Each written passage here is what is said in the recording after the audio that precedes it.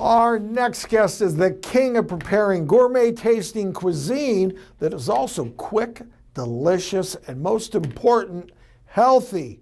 Here today to show us a lightened up version of one of his favorite meals is the host of New Soul Kitchen on Clio TV, Chef Jernard. Hello again, Chef.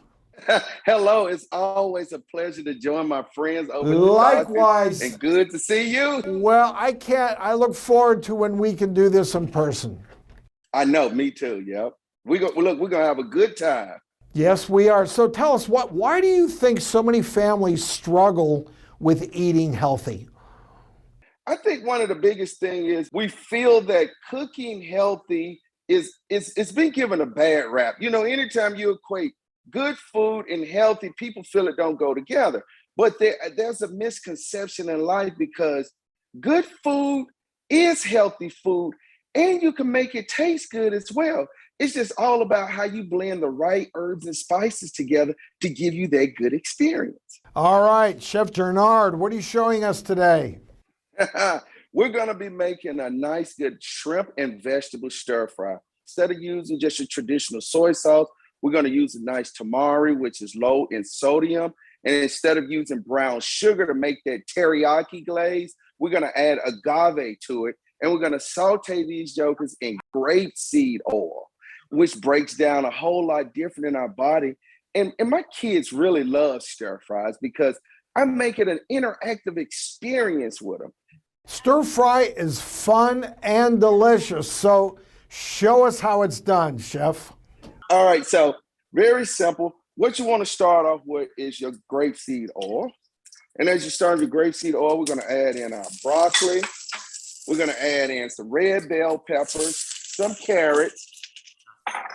We have some nice, good onion that we break in. And one of the things that I also do with the kids is we normally do like a Mongolian style, yep, where I just have a plethora of different vegetables already laid out.